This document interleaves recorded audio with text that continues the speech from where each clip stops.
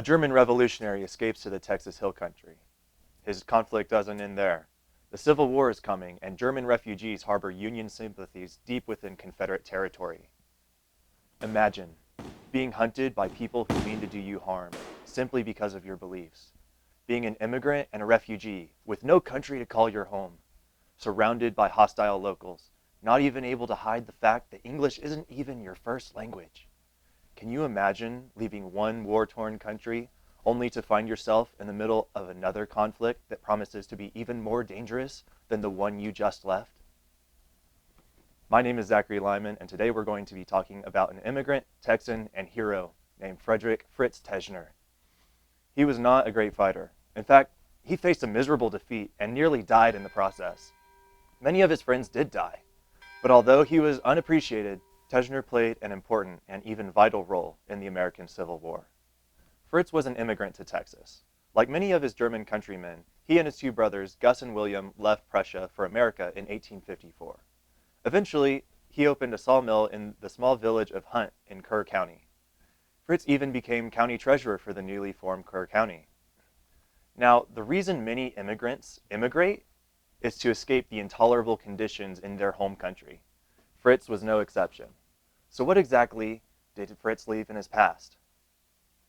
To answer this question, we're going back just a few years to 1848, when political activists called and tried and failed to bring about a revolution in Germany. These activists, like so many others in Europe at the time, had been inspired by the American success story of pushing off the oppressive hand of Great Britain. The lower-class revolutionaries were discontented with their living conditions. They were discontented with how the government was being run by an all-powerful and self-centered monarch. The revolutionaries definitely rocked the boat, but when things didn't change for the better, German immigrants left in droves for the United States. Now, typically, after losing a revolution against the government, your best option isn't to stick around. Because all of this started in 1848, these German immigrants were called 48ers, or in German, Achtunversiger. So you have all these German immigrants looking for a place to immigrate to, and when they reach America, a whole lot of them settle along the Guadalupe, Colorado, and Brazos River, making a geographic triangle right smack dab in the middle of Texas. This was the story of Tesner and many like him. Looking at Tesner's background, we can get a pretty good idea of what his ideals and principles were.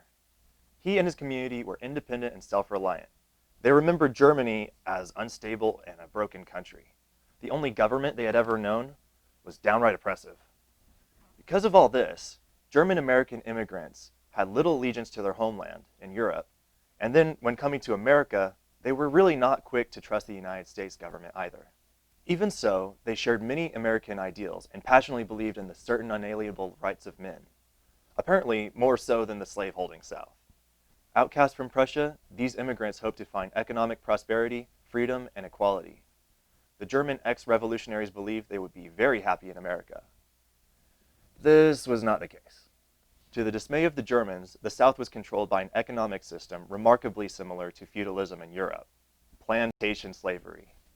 The parallels are impossible to ignore.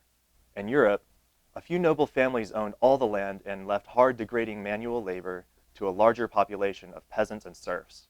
Now, plantation owners did essentially the same thing, with only a few families owning the vast majority of the land and controlling huge populations of slaves. Now, granted, there were some exceptions. There were some small independent farmers who worked in the fields themselves, but the difficulty to compete with mass-producing plantations was overwhelming. Many Germans were also aghast to the subhuman treatment of blacks, which was clearly a violation of those certain unalienable rights that America was so well known for. German immigrants earned a reputation for being vehemently against slavery, which was really not a popular opinion at the time. When the American Civil War broke out and these German immigrants fell under the authority of the Confederacy, they found themselves in an even worse situation. Soon, things went from irritating to just absolutely intolerable. The Confederacy issued the Conscription Acts. This was a military draft forcing young men to enlist and fight for a cause they didn't even believe in. On top of that were taxes in kind, where the government takes a percentage of the citizens' crops, livestock, and other goods in order to support the war effort. All of this was an outrage to the German immigrants. This was exactly the thing they came to escape. Why pay for a war they didn't support? And even worse, why fight? Why die for a cause they didn't believe in? So because of all this outrage, some Germans in the Texas Hill Country formed a secret militia. Now, militias are a pretty difficult thing to keep secret, and naturally the Confederacy took notice.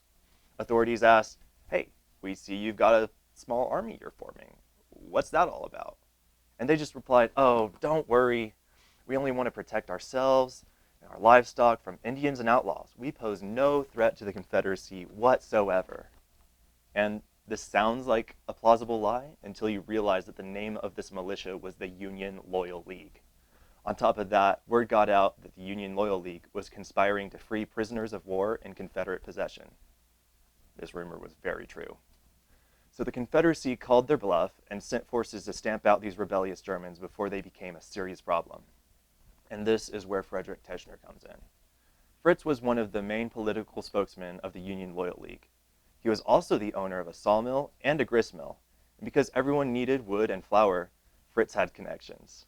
Fritz was able to receive and relay a lot of information for the resistance because mills could be used as a gathering place and an office where informants could pass on information without arousing suspicion.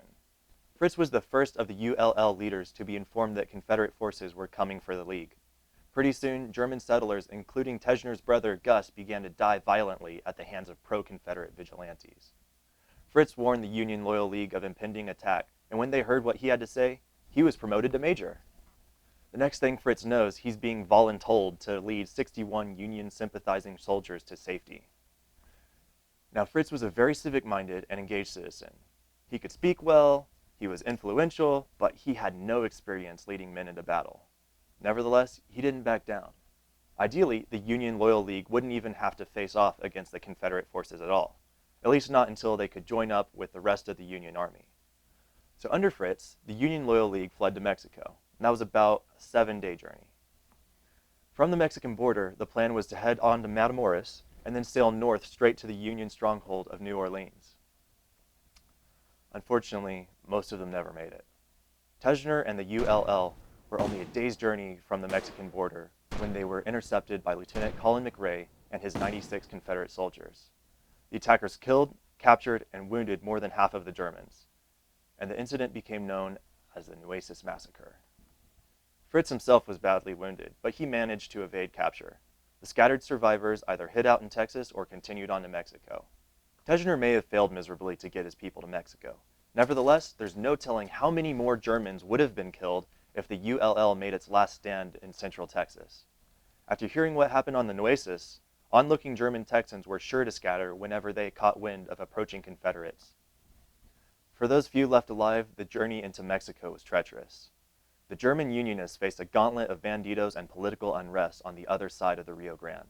While the United States was divided and distracted by the Civil War, Napoleon III had taken the opportunity to invade Mexico in an attempt to expand French influence. Fritz eventually made it to Mexico. However, instead of sailing back up to join the Union in New Orleans, Tesner laid low until the end of the Civil War. Rumor has it that he spent these years working at a gold mine in Mexico. Perhaps he even picked up his old trade and then began producing timber and flour for miners rather than picking up the pickaxe himself. At the end of the Civil War, Tesner returned to Texas, and this is where Fritz became a true hero. He may not have been a great military leader, but he was still a great leader. Although he was not a soldier, he was a member of the Union Loyal League out of principle, and stood for what he believed in despite the danger. Now that the war had ended, the South needed men like Fritz more than they had ever needed soldiers. Fritz continued being involved and played his part in the reconstruction of Texas. He put his failures during the Civil War behind him and pushed to serve his state to the best of his ability. He was immediately elected to serve in the State House of Representatives. Fritz was one of the few actual Texans who was eligible to participate in Southern Reconstruction. Those who had fought against the Union were typically disqualified unless they could prove that they had never willingly rebelled. Fritz had proof that he was loyal to the Union, and competition was likely sparse to none. Fritz chaired various committees, including public buildings and grounds, Indian affairs, and immigration. Now, I want you to key in on those last two. Fritz himself was an immigrant, so it makes total sense for him to take part in something near and dear to his heart. In regards to Indian affairs, Tesner drew on his belief in the certain unalienable rights of all men. He pushed for a less invasive policy during his 2 terms. After serving in the House of Representatives, Fritz went on to serve as a judge in Austin and remained there for the rest of his life. Throughout his time in Texas, Tesner actively pushed for what he believed in, even when all the world around him disagreed. Even after it nearly cost him his life on the banks of the Nueces River.